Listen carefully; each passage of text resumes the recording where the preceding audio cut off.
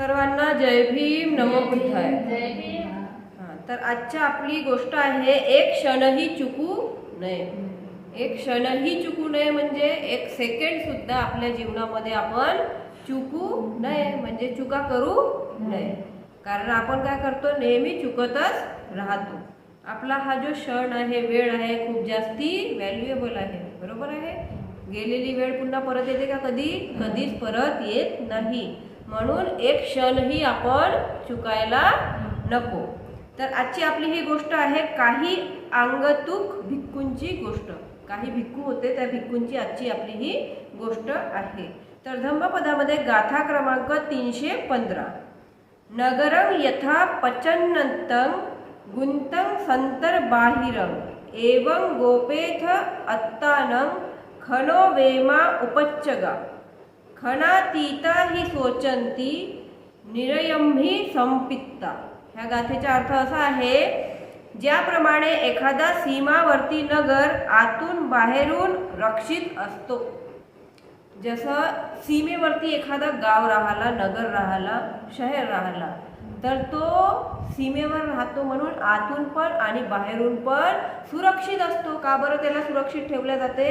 कारण कुणाचं आक्रमण होऊ नये, कुणी आपल्यावर येऊन आक्रमण करू नये, आपल्याला लुटून जाऊ नये. कारण काय होते, पुष्कळ वेळेस सीमावर्ती जो राज्य राहते, सीमेच्या, आता जसं भारत आहे, पाकिस्तान आहे, तर पाकिस्तानच्या आजूबाजूला जे पण राज्य आहेत त्यांना आंतरिक आणि बाहेरी सुरक्षा दिली जातात. कारण काय होते, पाकिस्तान होऊ शकते की आपला एक राज्य आपल्या कब्जामध्ये करणार चाहेल, नाही का, किंवा भारत पण होऊ शकते, तो राज्य आपल्या कब्जामध्ये करू इच्छितो. म्हणून त्यासाठी काय केले जाते, हे जे बाहेर राज्य राहतात, सीमावर्ती राज्य, यांना आतून आणि बाहेरून संरक्षण प्रदान केला जातो. त्याचप्रमाणे तुम्ही स्वतःला सुरक्षित करा. तर भगवान बुद्ध काय म्हणतात, त्याचप्रमाणे आपण स्वतःला रक्षित करायला पाहिजे. आपल्याला आपली रक्षा कोण करू शकते?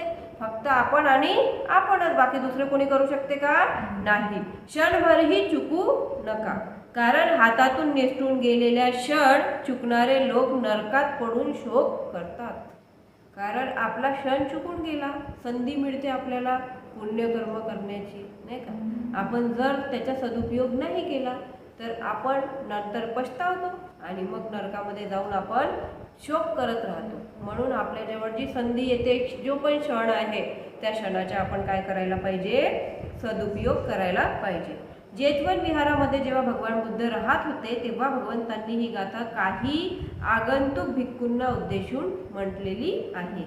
एकदा बरेचसे आगंतुक भिक्खू एका सीमावर्ती नगरात वर्षवासासाठी गेले. एकदा खूप सारे भिक्खू सीमावर्ती नगरामध्ये, म्हणजे राज्याच्या बाहेरच्या नगर, देशाच्या बाहेरच्या नगर, जसं आहे आता आपले देश आहेत, तेव्हा एकच देश होता, जम्बूद्वीप म्हटलं जात होता. आता आपले देशात खूप सारे, नाही का, राज्य आहेत. तर सीमावर्ती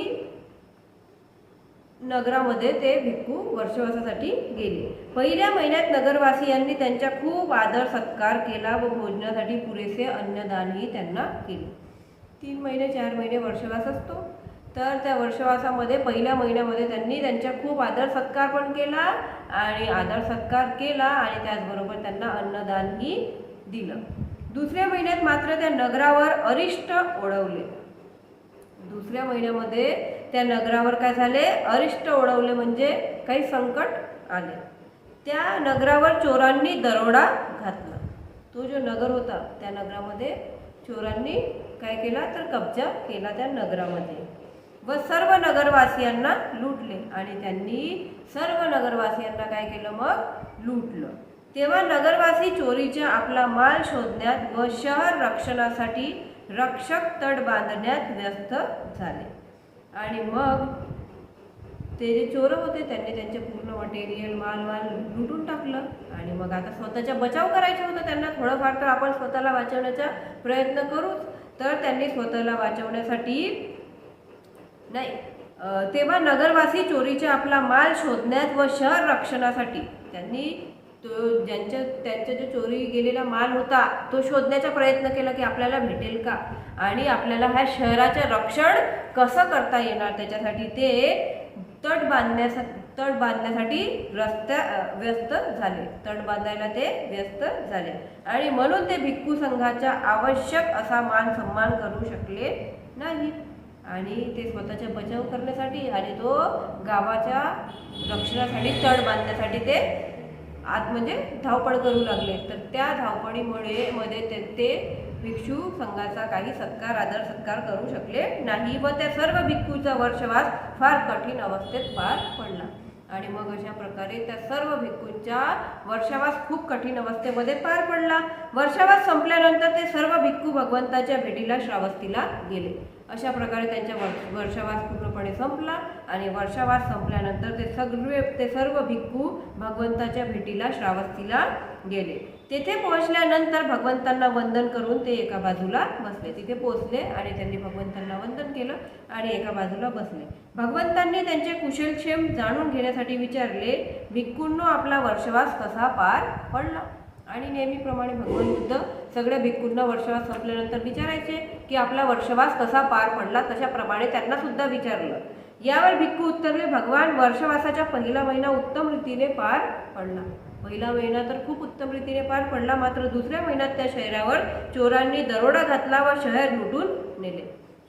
आणि दुसऱ्या महिन्यामध्ये चोरांनी त्या शहरावर दरोडा घातला आणि पूर्ण शहर त्यांनी लुटून आपल्यासोबत घेऊन गेले. त्यामुळे सर्व शहरवासी आपापला माल शोधण्यात व शहराची सीमारक्षक भिंत दुरुस्ती करण्यात व्यस्त झाले. आणि त्यांच्या माल शोधण्यामध्ये ते शहरवासी आणि त्या नगराची सुरक्षा करण्यासाठी भिंत बांधण्यासाठी ते लोक व्यस्त झाले असे कोण सांगत होते? तर भिक्खू तथागतांना सांगायला लागतात. ज्यामुळे आमच्याकडे लक्ष देण्यास त्यांना जरासाही वेळ मिळाला नाही आणि एवढे व्यस्त राहिल्यामुळे त्यांना आमच्याकडे लक्ष देण्यासाठी वेळ काही मिळालेला नाही. म्हणून उरलेला वर्षवास आम्ही फार कठीण अवस्थेत काढला असे ते भगवान बुद्धांना सांगतात. साधना सुद्धा आम्ही नीट करू शकलो नाही.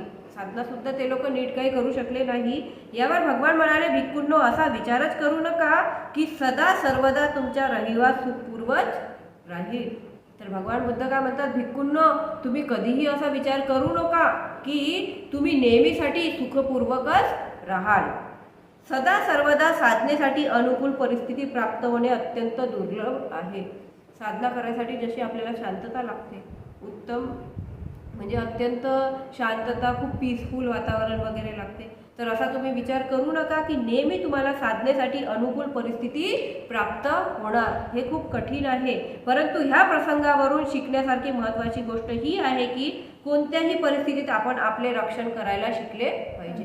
भगवान बुद्ध त्यांना सांगतात, ह्या परिस्थितीवरून आपल्याला हे शिकायला पाहिजे की आपल्यावर कुठलीही परिस्थिती आली तरी आपण आपले रक्षण करायला शिकले पाहिजे. ज्याप्रमाणे सीमावर्ती नगर आपल्या रक्षणासाठी सर्व प्रकारची काळजी घेतो, जरी संकटे आली तरी ते नगर खचून जात नाही. एखादा सीमावर्ती नगर आहे, तो स्वतःला वाचवण्यासाठी खूप काळजी घेतो. तो खचतो का? नाही. त्याच्यावर संकट आले तरी तो खचत नाही, हिंमतीने संकटांना तोंड देते. प्रवज्जित भिक्खू सुद्धा त्या सीमावर्ती नगरासारखाच आहे. जे प्रवर्जित भिक्खू आहेत ते सुद्धा त्या सीमावर्ती नगरासारखाच आहे. भिक्खूंना आपल्या वासनांशी टक्कर द्यावी लागते. भिक्खू जे असतात त्यांना त्यांच्यामध्ये उत्पन्न होणाऱ्या वासनांना टक्कर द्यावी लागते. वेळोवेळी वासना, प्रलोभन, मोह, द्वेष यांशी लढावे लागते. त्यांना वेळोवेळी त्यांची वासना, प्रलोभन, मोह, द्वेष यांच्यासोबत लढावे लागते. पुरेशी भिक्षा न मिळाल्यामुळे साधनेत बाधा निर्माण होऊ शकते. भिक्षा नाही मिळाल्यामुळे त्यांना साधना करण्यामध्ये बाधा निर्माण होऊ शकते. परंतु या सर्व वृत्तींवर विजय मिळवायचाच आहे. तथागत त्यांना सांगतात की ह्या सर्व वृत्तींवर आपल्याला काय करायचं आहे? विजय मिळवायचा आहे. ह्या वृत्ती तुमच्यावर हल्ला करतील, तुम्हाला विचलित करतील, परंतु सीमावर्ती नगराप्रमाणे जे आतून बाहेरून योग्य रीतीने रक्षित असते त्याचप्रमाणे तुम्ही स्वतःला ध्यान, शांती, धैर्य आणि श्रद्धेने रक्षित करा. तसेच प्रमाणे भगवान बुद्ध आपल्यासाठी पण सांगतात की आपल्याला बाहेरचे लोक आपण चांगला काम करत राहिलो तर खूप त्रास देतील, कधी आपल्याला सपोर्ट करणार नाही. परंतु स्वतःचे रक्षण कुणाला करायचे आहे? आपल्यालाच करायचं आहे. आपण खचून जायचं नाही आहे. कुणी आपल्याला कितीही त्रास दिला, एखादा चांगला काम करणारा माणूस राहिला तर लोक त्यांना चांगलं म्हणतात का? नाही का? त्याचा साथ नाही देत. बरोबर. आणि त्याच जागी एखादा वाईट काम करणारा माणूस राहिला, इकडच्या तिकडच्या त्यांना गोष्ट सांगत राहिला कुणी, तर त्या गोष्टी त्या ऐकत बसतील, परंतु धम्माच्या गोष्टी ऐकणाऱ्यांमधून नाही. त्यांना धम्माच्या गोष्टी ऐकावं लागतात का, ऐकूशा वाटतात का, नाही, इंटरेस्टच नाही राहत. तर आपले रक्षण कुणाला करायचे आहे, आपल्याला करायचे आहे. कुणी काही बोला, आपल्याला त्याच्याकडे लक्ष द्यायचं नाही आहे. असा विचारही येऊ देऊ नका की क्षणभर चुकले तर काय होणार, आपण पण मनुष्य आहोत, आपल्याकडून पण चुका होणार. तर असा विचारही आपल्यामध्ये येऊ द्यायचा नाही की आपण जर चुकलो तर काय होणार, काहीच नाही होणार. चुकापासून आपण खूप काही शिकणार. तुम्हाला ढळण्यासाठी एक क्षणही पुरेसा आहे. आपल्याला परिवर्तित होण्यासाठी, स्वतःला परिवर्तित करण्यासाठी एक क्षणही महत्त्वाचा आहे. क्षणभरातच सर्व काही संपू शकते, म्हणून प्रत्येक क्षण अत्यंत महत्त्वाचं आहे. क्षणात सर्व काही संपू शकते आणि एका क्षणातही सर्व काही प्राप्त होऊ शकते, म्हणून प्रत्येक क्षण आपल्यासाठी अत्यंत महत्त्वाचा आहे. प्रत्येक क्षण अंतर्बाह्य स्वतःचे रक्षण करा. म्हणून भगवान बुद्ध सांगतात, प्रत्येक क्षणी वेळोवेळी आपले स्वतःचे रक्षण करा. ज्याप्रमाणे सीमांत नगरात आतून बाहेरून रक्षित असते, त्याचप्रमाणे स्वतःला रक्षित करा, असं सांगून भगवान बुद्धांनी ही गाथा म्हटलेली आहे. तर त्या नगरवासियांनी ज्याप्रमाणे त्या नगराची रक्षा करण्यासाठी आत सुरक्षित भवन इत्यादी बनवले, तथा बाहेर रक्षातट बांधून स्वतःला आतून व बाहेरून सुरक्षित केले. चोरांनी चोरी करून गेले म्हणून त्यांनी स्वतःला रक्षित करण्यासाठी बाहेरून दिवार बांधली, आतून दिवार बांधली, आल्या नाही पाहिजे म्हणून. त्याचप्रमाणे तुम्ही स्वतःच्या स्मृतीला क्षणभरही न गमावता, त्याचप्रमाणे आपल्याला स्वतःची जी स्मृती आहे त्याला क्षणभरही न गमावता आपल्या जे 6 ज्ञान इंद्रिय आहेत त्यांना बंद करून त्या द्वारांवर सतत पहारा द्यायला पाहिजे. 6 इंद्रियांवर त्यांना बंद करून त्यांच्या दारावर आपल्याला काय द्यायला पाहिजे, सतत पहारा देत राहायला पाहिजे. तथा अंतस्थ विकाराच्या नाशाचा उपाय करून ते विकार पुन्हा प्रवेश करू शकणार नाही. आणि जे विकार आपल्यामध्ये उत्पन्न झालेले असतील ते विकार पुन्हा प्रवेश करू शकणार नाही, याची आपल्याला काळजी सुद्धा घ्यायची आहे. तथा स्वतःची आपल्याला काय करायचं आहे, रक्षा करायचं आहे. ह्या गाथेमध्ये भगवान स्वतःच्या मनाची रक्षा करण्याचा उपदेश देतात. ही जी गाथा म्हटलेली आहे याच्यामध्ये भगवान बुद्ध काय सांगतात की तुम्ही स्वतःच्या मनाची रक्षा करायला शिका. ज्याप्रमाणे नगरवासी आपल्या नगराच्या सीमेवर तट बांधून रक्षा करतात, त्याचप्रमाणे आपण सुद्धा जागरूक राहिले पाहिजे. त्यासाठी मनाची एकाग्रता अत्यंत महत्त्वपूर्ण आहे. मनाची एकाग्रता कधी होणार, जेव्हा आपण विपश्यना साधना करणार तेव्हाच. नाहीतर आपलं मन विचलितच आहे. आपण बसून पण राहणार असे तरी आपल्या मनामध्ये 100 विचार येतच राहतात. यासाठी सम्यक समाधीच्या अर्थात सम्यक एकाग्रतेचा आपल्याला काय करावं लागेल, अभ्यास करावा लागणार. सम्यक समाधी हा आर्य अष्टांगिक मार्गाचा एक भाग आहे. आर्य अष्टांगिक मार्ग आहेत त्याच्यामधला एक भाग म्हणजे कोणता आहे, सम्यक समाधी, जो भगवंतांनी पहिल्या धम्मचक्र प्रवर्तनाच्या वेळी पंचवर्गीय भिक्खूंना उपदेशिला होता. भगवान बुद्धांनी जेव्हा आपला पहिला धम्मचक्र प्रवर्तन नाही का सारला, तिथे दिलं होतं 5 भिक्खूंना, 5 ते त्यांचे शिष्यच होते त्यांना, तेव्हा त्यांनी हा उपदेश केला होता. ह्या आर्य अष्टांगिक मार्गाच्या अभ्यासानेच आपण सम्यक संबोधी प्राप्त करू शकतो. हाच मध्यम मार्ग आहे. ह्या मध्यम मार्गाची सम्यक व्यायाम, सम्यक स्मृती आणि सम्यक समाधी ह्या 3 गोष्टी मनाला कुशल कर्माकडे वळवण्याचा अभ्यास आहे. मनाला कुशल कर्माकडे, पुण्य कर्माकडे वळवण्याचा हा अभ्यास आहे. मात्र सम्यक समाधी योग्य ती एकाग्रता, सम्यक समाधी म्हणजे काय, एकाग्रता, योग्य ती एकाग्रता शील पालनाशिवाय प्राप्त करणे कठीण आहे.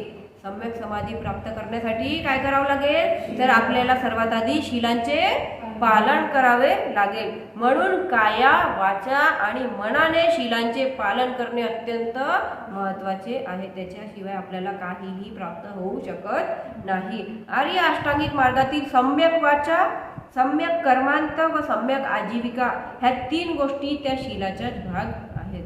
आर्य अष्टांगिक मार्गामध्ये ह्या ज्या 3 गोष्टी आहेत, सम्यक वाचा, सम्यक कर्मांत आणि सम्यक आजीविका, ह्या शीलाचेच भाग आहेत. म्हणून ह्या 3 गोष्टीचे आचरण व अभ्यास अत्यंत महत्त्वाचा आहे. शील आचरणाने समाधी प्राप्त होते. जेव्हा आपण शीलाचे आचरण करू तेव्हाच आपल्याला काय प्राप्त होणार? समाधी प्राप्त होणार, आणि समाधी प्राप्त झाल्याने मग आपल्याला प्रज्ञा प्राप्त होणार. समाधी प्राप्त झाल्यानंतरच आपल्याला प्रज्ञा प्राप्त होणार. म्हणून आर्य अष्टांगिक मार्गातील सम्यक दृष्टी व सम्यक संकल्प हा प्रज्ञेचा भाग आहे. आर्य अष्टांगिक मार्गामधली सम्यक दृष्टी आणि सम्यक संकल्प हा कोणाचा भाग आहे? तर प्रज्ञेचा भाग आहे. अशा तऱ्हेने आर्य अष्टांगिक मार्ग हा शील समाधी प्रज्ञेचाच अभ्यास आहे, आणि हाच मध्यम मार्ग आहे. आणि हाच कसा मार्ग आहे? मध्यम मार्ग आहे. तर भगवान बुद्ध ह्याच्यामधून आपल्याला काय सांगतात? एक क्षणही आपण चुकू नये, आणि आपली रक्षा कोण करणार? तर आपली रक्षा फक्त आपण आणि आपणच करू शकतो. साधू साधू साधू.